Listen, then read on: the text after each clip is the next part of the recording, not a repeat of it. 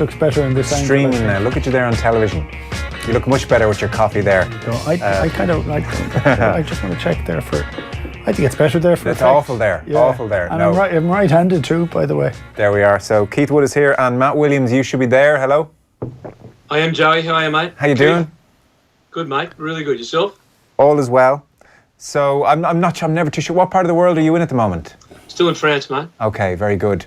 So, well, I was going to ask you. You can't quite answer it with the same degree of experience, but generally in Australia, we're not too sure how excited they are at the moment about this 3-test series coming up. The State of Origin was on this morning. That seems to be a big deal. And then I think around test number 2, Australia play France in their opening World Cup game, which is a big deal over there. So we've heard you talk for some while now about rugby union going down the pecking order steadily. That shows no sign of abating. No, mate. I think at international level, it'll be very popular, and I think the massive Irish community that's in Australia will be turning up. I think the tests will be very well attended. It's a great series for the Irish boys. Last time I did it, 79, I remember going as a kid watching it myself, and so it doesn't happen every day. I think they'll be very well attended. The top end of Australian rugby is still tremendously strong. Michael Checker does a great job. They'll put out a very, very strong 23. We're Australian rugby. I'm actually in Narbonne watching the international under-20 tournament at the moment with Australia and Ireland and France playing. Watched a number of games here, and that's in this local area where I am, Narbonne, Perpignan and Béziers. And, the bottom end of Australian rugby, the development end, the kids, the academies, that's where they're not putting any money in, or not sufficient money and resources. The top end is exceptionally well resourced. So it's that bottom end that is struggling. So the tests will still be very, very competitive. I'd probably favour Australia in the series. I think, Ireland might grab one. If I hear the selections right, I thought the first one mightn't be as easy as I thought it would be for them, because the Australians have had such a limited preparation. But it's the bottom end of Australian rugby, mate, that's, breaks. To be honest, I was speaking to Woody about it. It just breaks my heart. It's funny, Matt, I was actually in Sydney last week, and when they announced the Australian squad, they were talking about, I'd say there was 6 pages of sport, and maybe 4 of them were on the State of Origin. There was a little bit on Aussie rules, and there was a half a page on rugby. So even though the quality at the top is always good in Australia, Australia have a proven ability to win and win big games. They can do that. They have a history of it, and they also have a way of crystallising the quality that they have in their top 23. And it is then down the pecking orders as to where that actually works or functions for them, and they struggle a little bit with that. And so they're having to try so hard to put so much money into holding on to their top guys that they don't then have the money to feed into the grassroots. And look, it's 24 years since I toured Australia for the first time. It was no different then at that stage, and Australia had a great team then. Nice. I mean, they'd Lina and Campese and all those great players, but State of Origin was just incredible. And I have to say, I'm not a huge fan of rugby league, but State of Origin is the most compelling sporting event you're going to watch as a sports fan. There's something incredible about it. Is that right, what Keith says, Matt, in your experience, that it was always thus, even 20, 30 years ago, they were still talking about the grassroots being an area of concern, but somehow at the top end they'll always manage to throw together 25 guys who can do really special things? I mean, will we be almost having the same conversation in another decade or 20 years? Keith's spot on, with the one exception that Australian rugby and Irish rugby are very similar. You have schools, you move to province, and then you move to your national team. And the big problem for me in Australia is the schools and the juniors. The numbers, especially in Sydney, are just evaporating at a rate of knots. And some of the great schools that have produced Waratahs and Wallabies have gone from 5, 6, 7 teams per age group. So in other words, the under-13s, you'd have 5, 6 teams. They're down to 2 teams. So like a wonderful school like the King's School in Sydney is down to 2 and 3 teams per age group. Barker College down to 2 and 3 teams per age group. Newington College, 2 and 3 teams per age group, which was just unheard of even 10 years ago.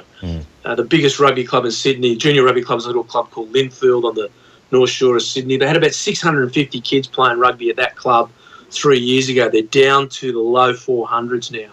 Right. Now, if that trend keeps going, it's more than just what Woody's described. Why is that trend like that, Matt? I mean, is it just down to financial, but for school it isn't for financials, it's down to what the kids want to play? It's a huge range of factors, to be fair to the ARU, Keith. You've got demographics. There's been a massive immigration wave over the last 15, 20 years in Australia from Asia and the subcontinent, and contact sports are just culturally abhorrent to people from that area. So that a lot of the people that come in, they're not going to play rugby. But I'll give you one example. My area is the inner west of Sydney. My son played for the Drummoyne Juniors. If he played rugby for Drummoyne Juniors, you have to pay $250 to register him. If he plays Aussie rules for the Drummoyne Power, you pay about $30, and if he plays rugby league up the road for 5 Dock RSL, you pay about $25. So while there are some factors that the rugby union can't influence, there are a lot of other factors that they can. So people just are not putting their kids into the sport. We're losing the truth story about the concussion as well, the head injury. People are putting kids into Aussie rules because they think it's safer, whereas at Royal North Shore Hospital on the lower North Shore of Sydney, by far the most amount of head injuries from junior athletes was Aussie rules. But there's a perception that rugby has more head injuries than any other sport. So mums are moving their kids out. And the union aren't doing anything to counter this. They're not getting the facts and the truth out there. So it's a huge range of factors, but it's gone from a bit of a worry to there's a red light. For me, I'm not very popular there, as you can imagine, Woody, because I keep saying this to people. Because I went back and helped with an academy there for the last 5 years, and they're wonderful kids. The rugby kids are still great human beings. They're still coming through. They're wonderful athletes. We're just not supporting them and supporting their coaches and the parents that are running their clubs in the way that they could. Okay. The Irish team touched down on Monday. So this first test match is on in Brisbane Saturday, 11 a.m. Irish time. Ireland, as we know, are on a record run of 12 victories. That continues from the Six Nations. So they've been based on the Gold Coast the last few days. They had relaxation days on Monday and today. They trained yesterday, did just the 1 hour media. They've been at water parks, wildlife parks, bit of golf, jet skis.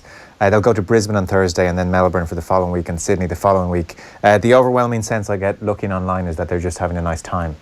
Keith, you've been down there. It looks like a good tour. It's a great place to go. Their winter, notwithstanding the last 10 days we've had here, their winter is better than our summers for the most part. I remember landing in Fremantle and going for a swim in the pool, and everybody else was wearing coats. We thought the water was fantastic, you know. But they were old amateur days. And do you know what? You know, it's funny because we see these things and they're good images to see, and you wonder what supporters are actually saying. And you know the way we've critics, supporters as well, who kind of get grumpy with it. I actually can't get over the amount of rugby these guys have played in the last 2 years. It's not the last year because it went seamlessly from one to the other because of the Lions. And we've had this conversation before. I'm a big fan and would love to see a situation where there'd be no tour the year after a Lions tour, because I just think it takes so much out of them physically and mentally. I think Ireland have managed their players really well for the whole year, and yet at the end, the last 6 weeks, my heart went out for two players in particular. Tyg Furlong looked wrecked. He's still playing well because he's bloody great, but you felt like saying, listen, you need to just go and sleep in a bed for a couple of weeks and see what might happen for you. And CJ Stander, you know, the guy has run and carried himself to a standstill for the last 2 years. And that's what they need. You know, if they turn up fresh, they have a better chance of winning. You can't just put it as another add-on to what's kind of gone on. There is a sense of a different atmosphere down there. It still is a bit of a shock to your system because it's dark at 5:30. You know, you fly down, suddenly you are in the winter, even though it's warm, it's kind of confusing. But you can just chill out and relax a little, and you don't have media intrusion, fans intrusion. You know, you're away from it all, and you could just get a little bit of a break. But a lot of the guys who are having a break are the guys who aren't playing at the weekend. So they're going to take this very, very seriously. Well, we'll give you the leaked team, or the predicted team at the moment, the Irish Times had, and Tadhg Furlong looks like he's getting a rest, as do a few others, including Johnny Sexton. But just before that, you mentioned 79, Matt. I guess it's good to put these things in context for people. So Ireland are looking here for a first Test Series win since 1979, and Ollie Campbell did a brilliant interview in the Sunday Times at the weekend, and that famously is the time that Tony Ward gets dropped down in Australia. And, you know, it's front page of the Irish press here, dismay at dropping of Tony Ward, and even the news that Pope John Paul was coming to the country was on page 2. And Ollie Campbell was saying at the weekend in his interview with Peter O'Reilly, "In my wallet, I've a ticket for 2, all expenses paid trip around the world for the first person I meet who doesn't mention the name Tony Ward. I'm perfectly serious. People have gone very close on occasion. You could be chatting for half an hour, and then just as they're leaving, they can't help themselves. It's, do you see much of Wardy?" So I didn't realise you remember that tour. You saw some of that tour. I did. I was at the Test in Sydney as a teenager with my dad, and the boys in those days. Well, it's the same now. The first Test's always in Brisbane, and the last Test is always in Sydney. You know, you go to all the rubbish places, and then you come to the great place of Australia. Sydney last, so the boys can have a bit of fun. And I remember going to the Sydney cricket ground, and the Irish team was simply magnificent that day, and on both days. And in those days, and they were amateur days, I very much remember one of the Australian forwards, I think it was the great Mark Lone, one of the great number 8s the country's ever produced, saying he hated playing Ireland because he could usually get a bit of animosity up against most countries, but it's very hard to play when you like every other guy in the opposition because in those days they were very social. But the Irish came out and played with just absolute abrasiveness that day, and bashed up Australia's forwards, defended their backs out of the game. And in those days, Australia were known for their great attacking play and backline play rather than forward play. It was also a great catalyst in Australia. People forget this, that a month after that, Australia won the Bledisloe Cup for the first time in about 30 years. And that loss sparked in bringing a guy called Dave Brockhoff, one of the great, only guy to win the Bledisloe Cup as player and coach.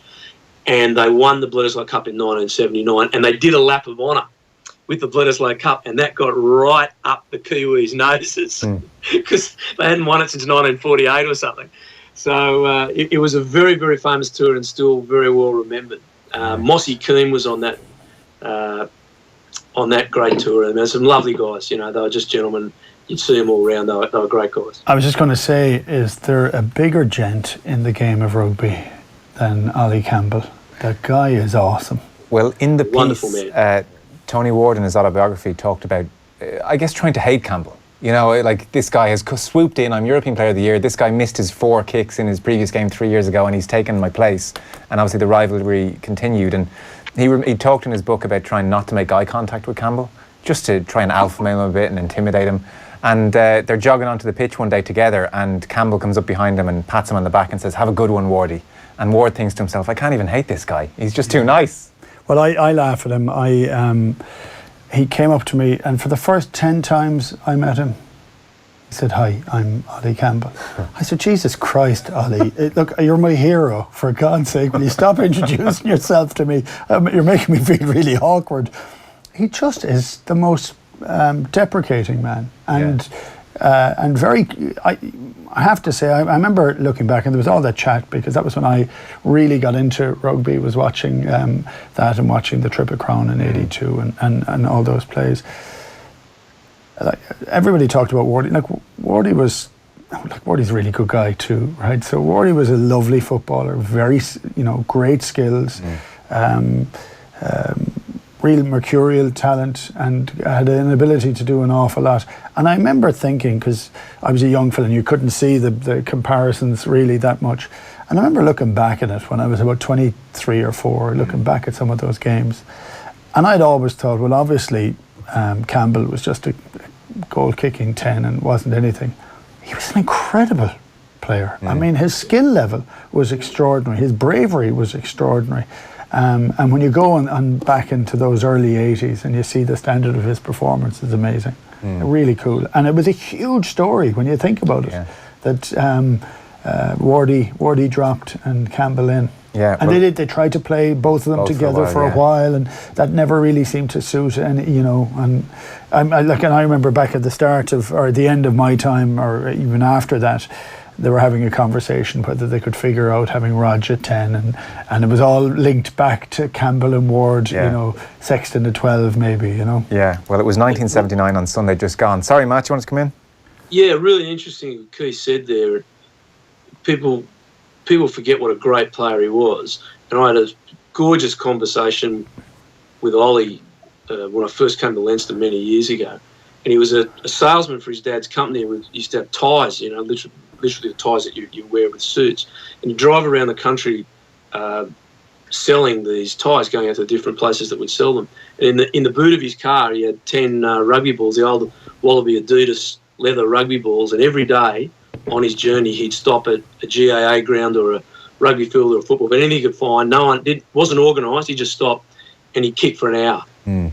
So, you know, to think that this guy was just an accident or they were only doing 10 minutes, he was a professional in his attitude and his commitment long before he was paid. Yeah. And what Woody said, to think that he was just a kicker, wow, that's a great understatement of the quality of the man. He was a sensational player. And like Keith said, he's still remembered as a hero in Australia. Yeah, well, it's worth checking out that interview in the Sunday Times at the weekend. So, turning our attention to matters present, the league team, so this comes with a health warning in the Irish Times at the moment, is that Joe Schmidt, he'll make 6 changes from the Grand Slam side that won in Twickenham. And I suppose the headline news is that Johnny Sexton will be given a rest, as will Gary Ringrose, Dan Levy, Cian Healy and Tyke Furlong. And Rory Best obviously isn't there either. So if you're to go off that team, it'll be Carney at full-back, Keith Earls and Stockdale on the wings. It will be Henshaw, Bundyaki. It will be Carberry with his new Munster teammate Conor Murray. And then we'll have Jack McGrath, Rob Herring and John Ryan in the front row, Ian Henderson and James Ryan in the second row. And then Peter O'Mahony as captain, Geordie Murphy and CJ Stander in the back row. So that's how things are shaping up, Keith. Yeah, cracking team. Yeah, it's still a very strong team, isn't it? Really good team. And with, I would say, look, I haven't been on for a couple of weeks. What Leinster have done at the end of the season with, I would have said with a team of stars, of 5 or 6 big stars, all on almost their last legs for the semi-finals and finals, I think is pretty impressive. You know, I think if they look back on it, and of course they'll be proud of what they've done, but if they see the amount of rugby that some of their players have played in over the last 24 months, they have to be incredibly proud of their player management, their strength and conditioning, their nutrition, all those elements that have kept those players at that level and kind of got the most out of them. Yeah. You know, at times they kind of, it was like chess, some of the matches, the way they played, they just didn't take risks, they just made certain that they did different things, and I think it was phenomenal. They'll all be absolutely peeved at the idea that they're not picked, you know, because they're bitter enough, because they all want to play and they all want to do well. But I'm actually delighted, because I think it means some players just get an extra little bit of time, like even a week.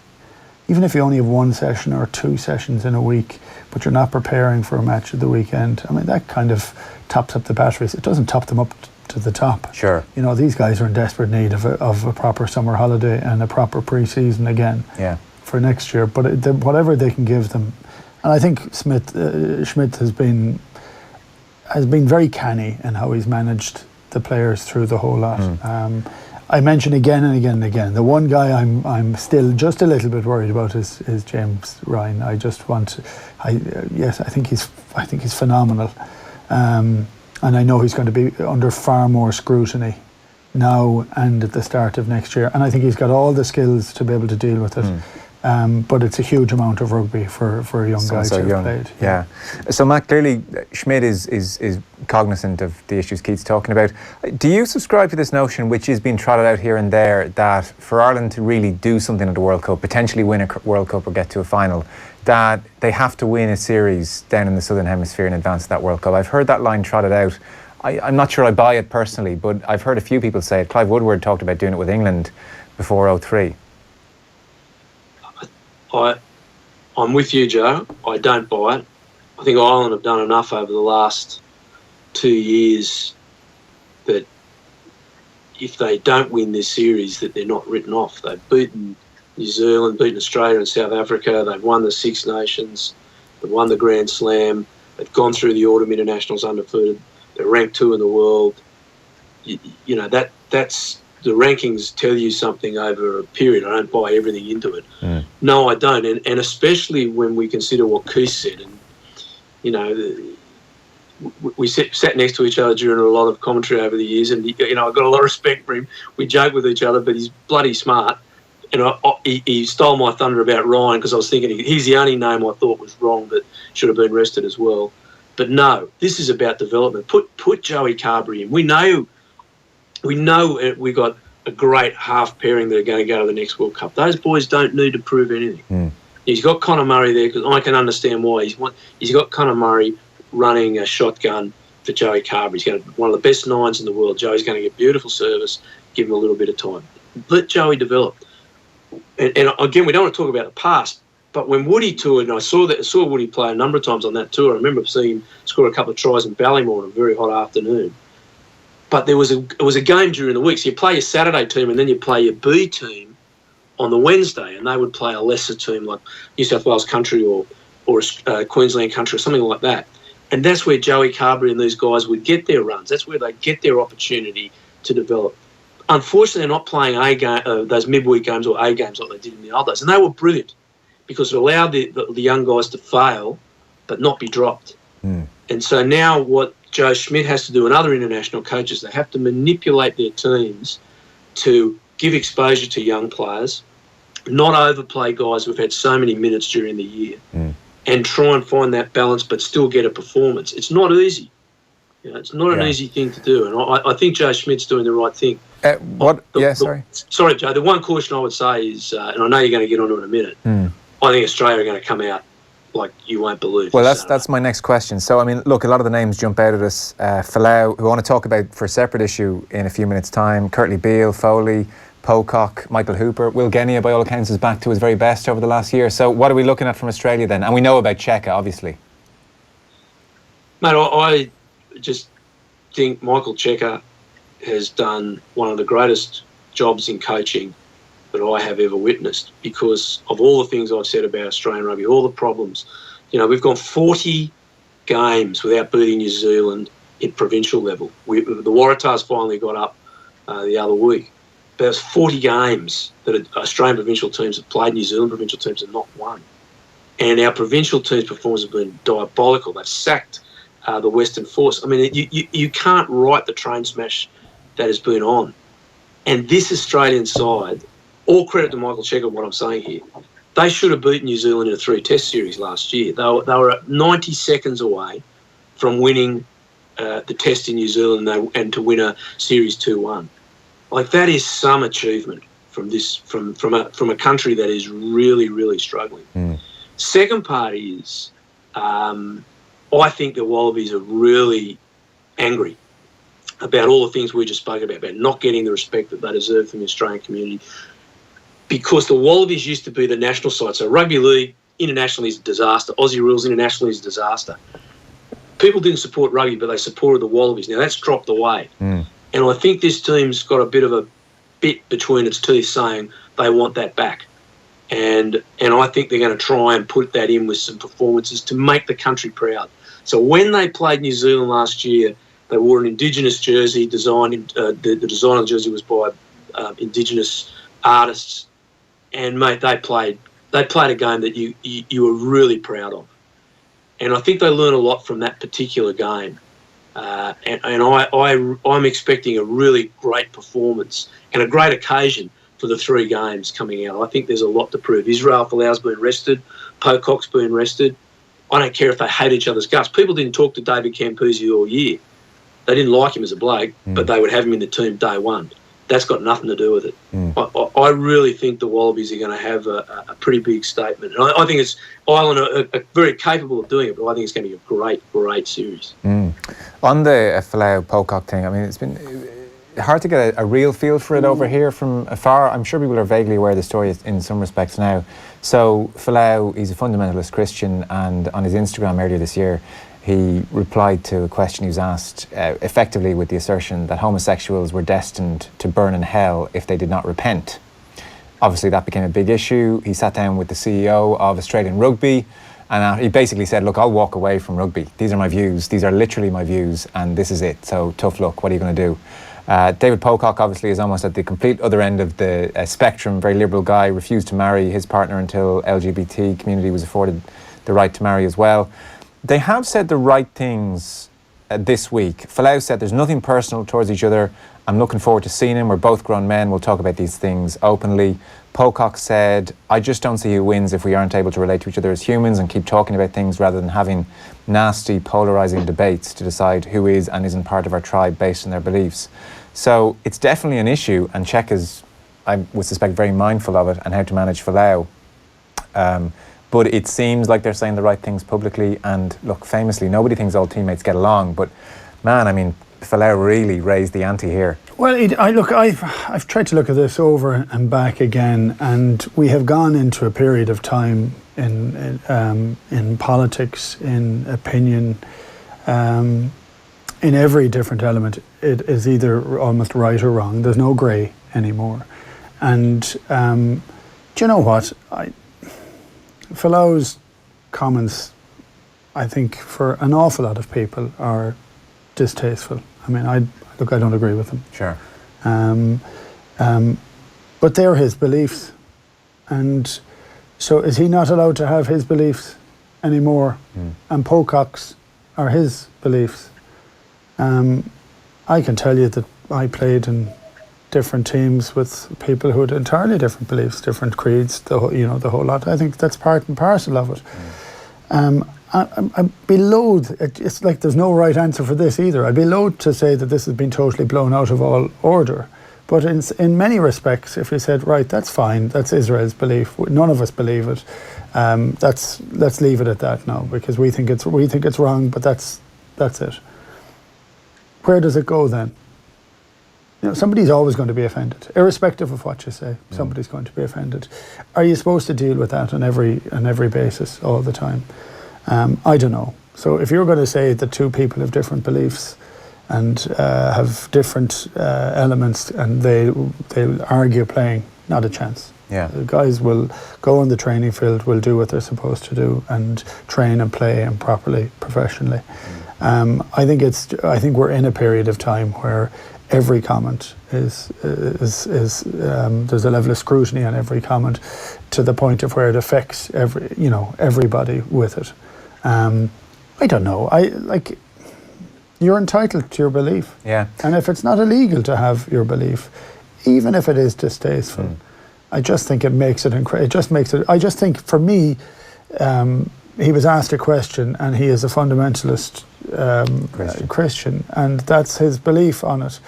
So I don't know that you personalise it to him, but you say that's the belief of those over there. Is that the right thing to do? Actually, I have no idea. Interestingly, Cheka, I think Matty handled it very well, and I'm sure he ignored most of it. He did, yeah. He was asked about it at an event one day, and he talked about if a young gay rugby player was listening to this and Folau was his or her hero, and Cheka, ever wise and philosophical, Matty was making the point that, well, look, you have to dictate your own self-esteem and your own values and your own beliefs, and so detach was the word he used, just detach from Folau, and he's not your hero anymore. And that was how Cheka kind of handled it, quite brilliantly, really, and philosophically. I suppose from a coach's point of view, it's the last thing you want, but it's manageable if Pocock and Folau are going to come together and the team are going to come together and say, look, I could not disagree with you more, but we're still fine as teammates. That's an okay situation, or as okay as this is going to be for them. Yeah, Joe, I think outside teams, these issues are much, much greater than within the team. Right. I'm like Keith, I completely disagree with what Israel said, but I do respect his right to say it, because I know the Polynesian community in Australia are very deeply fundamental Christian people, and a vast or a significant proportion of that community live by the Bible literally. And, we have to respect them. We live with them every day. They're great people. Played with them, we play against them as part of our community. And it's difficult, the statements that have come up. But I think within a team, you overcome that. And I certainly think we only have to look back in Irish history when the Troubles were on. I heard stories talk to some old guys, where there were bombs going off around Ireland. But when the Irish team came together, there were people on the other sides, on extreme sides, that played rugby together and got on and just got on with it. Now, that's a lot deeper than what we're saying here. For me, I don't think it's going to be an issue. I think David Paycock one day might be Prime Minister of Australia. He's a guy that I deeply respect and admire, and I know a lot of other Australians do. And I'm certain that he's going to put his hand out and reach across to Izzy in friendship, as rugby has always done. You won't agree with him, but it doesn't mean he's going to be hostile, and David said that. And there's no room for that. No, and I think a huge amount of this then gets, the way it goes with the media, and of course we're sitting in a media studio. You're blameless, of course. And of course, absolutely. And is that this conversation happens, then somebody reacts to this conversation, then somebody reacts to the next, to the next, to the next, and it just rolls on. The guys have no interest in this. Yeah. Right. So he was asked it. He gave his answer, but they actually just want to go and play rugby now. And I know that even that as an answer will offend certain people and say that this is. Has hatred to it or whatever it has, and that's just where it is now. Yeah. So clock is very much against us. In 20-30 seconds, who's going to win at the weekend, based on that Irish team? Ireland by about 30 points. No, sorry, that's just to upset the Aussie sitting in France. What I'm looking for first, I'm looking for a performance. I know that's what all the teams say, and everybody gets kind of a bit pissed off. Joe Schmidt's going to tell me. They get pissed off when you just want them to stick to the process, do you? No, I don't want to say that either. But I do. I want to see a really good performance. I want to see, and I love the fact, and you mentioned it a bit earlier on, I love the fact that Conor Murray is with Joe Carberry. Because that's important, that Joey gets a chance with our best nine. They've now nicknamed Rog. I love that. We called Rog Rex. There's down in Australia too, actually. I see a performance in the Irish team. I think Australia will be very excellent. I think Ireland win the series 2-1. But not necessarily. Do you know what? I'm not sure, because it depends exactly how sharp Australia are, and they will. Czechia plays really good mind games. Yeah. What's your feel for this Saturday anyway, Matty? This week is just a bag of lollies. You don't know which one to pick. It's so hard because the Australians, the Brumbies played on Sunday, so the Wallabies like Ireland didn't start till Monday, so the preparation's very minimal. The difference will be Australia will put out their best team. They won't rest anyone. Their best team's playing on Saturday. I think under that circumstance for this week, I've changed my opinion. I thought Ireland would win this week, but I think Australia might have them. The rest of that series, I think it's going to depend on how Ireland turn up after week one. If Ireland can win this week, wow. That's going to be one of their greatest ever wins. If Ireland beat Australia this week, that's going into the books as one of their best, because that's going to be very tough to do. Okay, Saturday morning, 11 o'clock Irish time. Matt in France, Keith here in the studio. Thanks very much. Short break. Off the ball on News Talk. We have been asking our listeners this morning, Minister, for their Leaving Cert memories. Is there a standout memory for you from your Leaving Cert days? Not really, because I suppose those days you could do a matric as well. I remember it, It was a long, drawn-out exam. Exactly. You had 2 chances to stop the lights, and I don't think there was the same pressure of points that has emerged since. Hear the full News Talk Breakfast podcast at newstalk.com and on the News Talk app. The Nissan Car Combo offer is here. Get not one, but 2 new cars for an amazing